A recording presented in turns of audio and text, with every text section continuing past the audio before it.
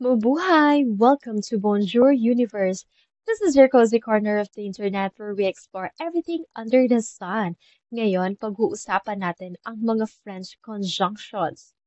Ano nga ba ang French conjunctions? So, ito ay ang mga pag-unay o ang mga salitang ginagamit para pagdugtungin ang mga salita sa isang panarala o pag-uusap. So, for example, it's the and, but, because, although, etc. in English. So, sa French, tinatawag itong les conjunctions. So, merong iba't ibang klase ng conjunctions. Okay? So, first up, meron tayong le conjonction de coordination. Ito yung mga pag-ugnay na nagdurugtong ng dalawang magkapantay na ideya or pangungusap. For example, in English, and French, et.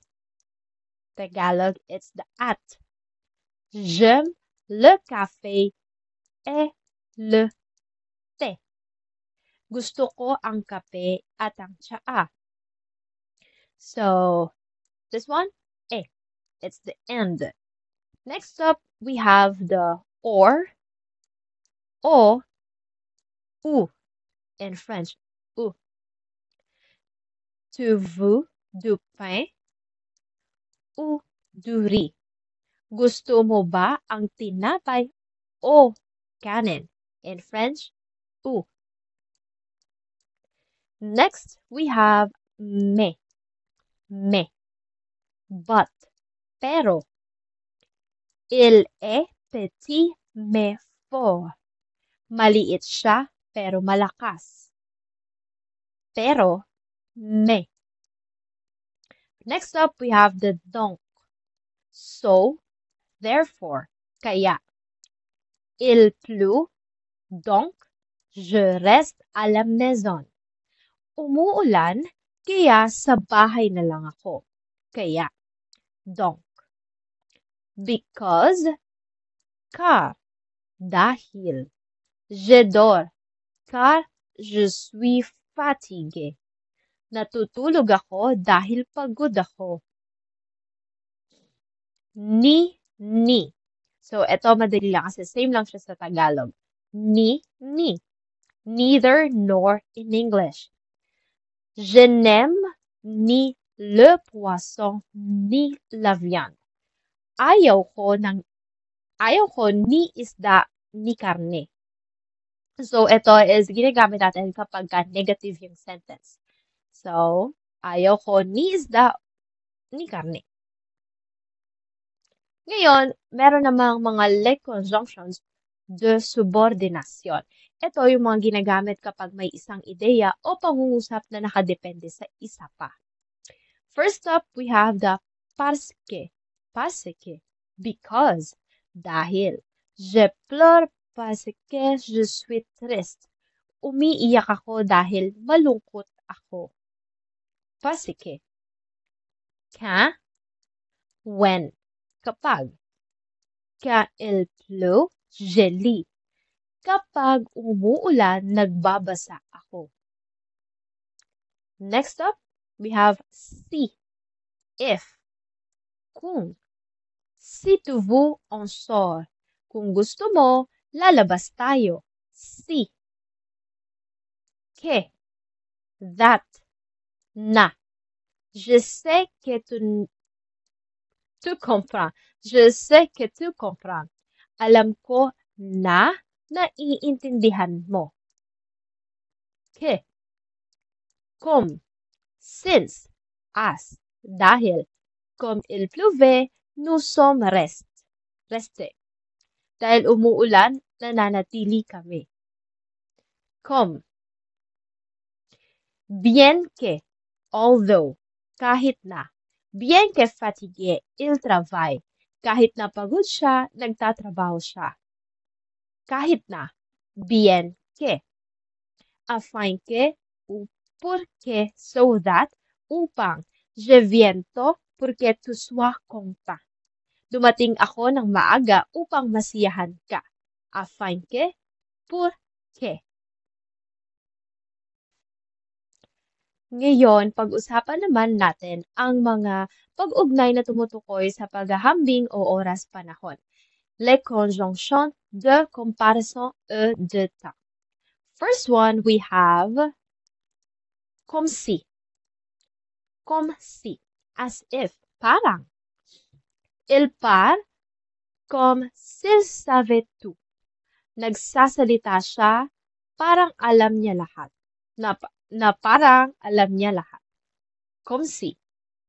Avant que. Before. Bago. Lave-toi avant que tu manges. Maghugas ka bago kumain. Maghugas ka bago kumain. So maybe this one it for tinutukoy niya yung paghuhugas ng kamay. Lave-toi avant que tu manges. Avant, before you eat. Next up, we have après que. After, pagkatapos. Je sors après que tu viens. Lalabas ako pagtapos mong dumating. Après que. Pendant que. While. Habang. Il lit pendant que je cuisine. Nagbabasa siya habang ako'y nagluluto. Pendant que. Now, naman is practice time. Kung natatandaan nyo ba yung mga tinuro natin or sa mga notes nyo, pwede rin naman yon. So, punan ng tamang conjunction ang patlang. First, we have the je veux du chocolat blanc du lait. Il ne vient pas blanc, il est malade. Nous restons à la maison blanc, il pleut. Blanc de vous, on peut partir. Il étudie, blanc, il est fatigué. Okay, so in English, je veux du chocolat blanc de lait. I want the chocolate blanc, the milk. Il ne vient pas blanc, il est malade. Hindi siya pumunta, blanc, siya ay may sakit. Nous restons à la maison, blanc, il pleut. Kami ay nanatili sa bahay, blank, it's raining. Umuulan. So, next is blank.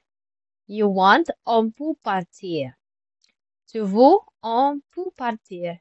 You want, we're going to go out. Or we're gonna go out. Il étudie, blank, il est fatigué. He's studying. Il est fatigué. He is tired. So, ang mga sagot ay okay. Je veux du chocolat ou du lait. Il ne vient pas car il est malade. Nous restons à la maison parce que il pleut. Si tu veux, on peut partir. Il étudie bien qu'il est fatigué. So this one, we should write this as kill. Okay. So the correct way of writing it is it this one, parskil. Okay, so that's it. Kung may natutunan kayo, comment down below or share it to your friends na nag-aaral din ng French. So, iyon ang mga conjunctions. So, try nyo siyang gamitin habang gumagawa ng sentences. And that's it. Thank you for watching. Don't forget, take one bonjour at a time. Bye!